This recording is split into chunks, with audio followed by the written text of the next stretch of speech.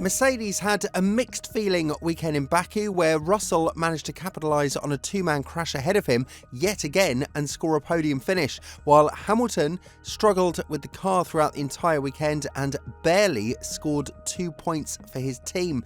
However, the seven-time world champion wasn't surprised with the lack of pace that the W15 presented in Baku, as he blamed it on the change of a part in the last allowed moments, which further hindered his race. With Hamilton voicing his frustration loud and clear, could this be yet another signal of him being sabotaged after he had such a strong start to the weekend, only to end up P7 in qualifying and P9 in the race, despite starting it from the pit lane? Lewis Hamilton had a lot to say about the W15's pace in Baku, and obviously when a driver of his calibre speaks, we ought to listen. The seven-time world champion wasn't happy with how the car behaved throughout the middle sector, where he had to yank the wheel in order to turn into the corners, making it harder to keep close and then to overtake at the long straight in the third sector. Obviously, the Brit struggled a lot with these manoeuvres, and finishing P9 just because of the two cars crashing ahead of him was not in his agenda ahead of the weekend, which was more or less heard from him throughout the entirety of the race. Hamilton asked his team engineer very concisely, "Do you see what I am forced to drive here?" And at the end of the race, when Wolff hopped on the radio to apologise for the car's behaviour and to congratulate Hamilton for scoring points in it, his silence was deafening, to say the least. After the race, Hamilton made sure that his feeling would be heard loud and clear, and when addressing the issues with the car, the Brit went for it with where the team went wrong, stating, "I knew it was going to be a disastrous race as soon as this decision was made last night. It was pretty good on Friday, but I think the others have developed and we aren't in this phase, but we have some stuff coming. We made the tiniest changes on Saturday. One of the components wasn't correctly built. That led us the wrong way then on Saturday. We didn't find out until the end of the day. Being this race was the best race, they said at least to make the engine change, we need one engine, as I lost one earlier. We knew it was going to be a tough day." Obviously, Baku being a street circuit may give many people the feeling that overtaking here is difficult, but having a long straight of just over 2 kilometers gives you the perfect opportunity to use a combination of slipstream and DRS to climb up the order, which is what Hamilton hoped to do for the majority of the race. But the medium tyre wasn't really responding to his efforts, as the Brit found it harder than usual to climb through the lower ranks, having struggled with the Haas of Behrman and committing to a move that is a bit more aggressive for his liking in order to complete the overtake in turn 1. Regardless, Hamilton knew that this race was going to be a disaster for him thanks to the balance of the car, as he went on to say, "It was the worst balance I've probably ever had, definitely one of the worst balances. Basically, I had so much front end but no rears when I had to turn. It's not the way you drive. I had to yank the steering to break the traction from the front and slide the front through every corner. It's the weirdest way I had to drive. I knew that I wouldn't be able to overtake. It's difficult to follow in the middle sector, at least be close at the end. I don't know why our pace was so bad on our side. It happens." This isn't the first time that Mercedes has committed to making changes on the car when it feels right throughout the first practice sessions, and many have related it to sabotaging the car of Hamilton, which aggravated some fierce responses from Toto Wolff. Be that as it may, there is still no explanation as to why the seven-time world champion's car had its setup changed at the last moment, and how all of a sudden it made the car undrivable. And to top that off, he had to take a new engine and start the race from the pit wall.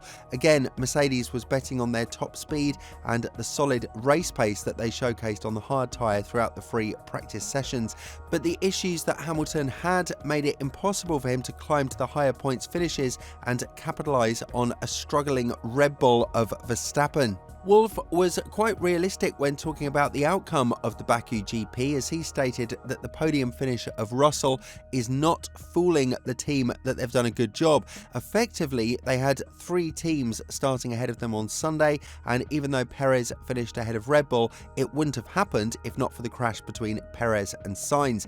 Elaborating on the entire weekend, Wolff said, "Inheriting a podium and finishing 3rd is better than what we expected, but we are not fooling ourselves that on pace day we were P5. We will analyse the race and the weekend as a whole. The second half of our Grand Prix on the hard tyre was encouraging. George was able to keep the temperatures under control and, having driven within himself early in the stint, was able to deliver a strong pace in the closing stages. It was more difficult for Lewis with the traffic he faced, but at moments he showed good speed." On the other hand, Russell was able to score a podium finish for the second time this season after a crash happened in front of him, with the difference that in Baku it was a P3, not a victory like in Austria. But nevertheless, the Brit wasn't happy with the car in general, as he went on to blame the discrepancy between the medium and the hard compounded tyre for ruining his race. When talking about this, Russell said, "It was such an odd race. The first half of the race, we were 1.5 seconds off the pace. The last 20 laps, I was a second quicker than Oscar and Shah and 3/10 quicker than Max, Checo and Carlos. It's the same circuit, same driver, same car. We just went from a yellow tyre to a white tyre. Honestly, it's actually pretty infuriating that it changes this much. It's not just the Mercedes, it's every team and every driver. One session you're fast, the next one you're not. And there is only one thing that changes." Furthermore, Russell didn't stop there and went on to say that the workers in the factories are giving their best to build the fastest car, only for it to be hindered by the tyres, which is a huge issue that does need to be addressed properly.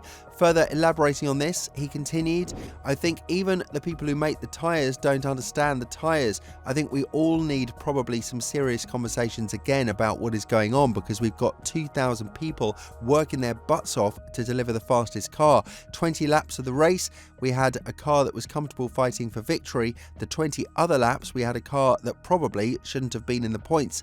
And the only difference is the tyres, and it's not good enough, really." This is something that Wolff admitted joking about before the weekend, saying that a podium finish was definitely not expected, but it was something that he and the team joked about before the race and throughout it. While it's a result that the team will praise, as they managed to get 17 points home, 7 more than Red Bull, it's effectively less than what Ferrari and especially McLaren, the leading team of the pack, brought to their own houses. So it's a problem that Mercedes would have to think about thoroughly for the remainder of 2024. Quite obviously, Mercedes is still in a no man's land because they've abandoned the floor from Spa here in Baku, and they ended up in a very difficult situation when it matters the most, scoring points on Sunday. Yeah, a podium finish for Russell is definitely something to celebrate, and the fact that Hamilton finished P9 after starting from the pit lane is not that bad of a thing either. But nevertheless, the Brackley-based squad believes that they had a lot more in the chamber for the second half of the season, and it's really starting to hurt their chances of getting close to the top 3 teams on the grid.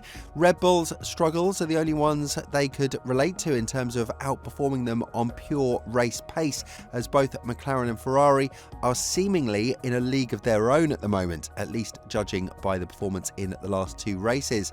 So whether or not something will change in the remainder of the season, time will tell. Right now, the team is struggling to understand where they're bleeding performance out of the car and why these last-minute changes are hurting the potential of the W15 so much, especially when you have one driver fighting for podium finish while the other one is struggling to reach the top 10 with the same car. With all this in mind, do you think that Mercedes can get on top of their problems sooner rather than later? And if not, do you think that it's a sign that they are far from creating a championship winning car from 2025 onwards?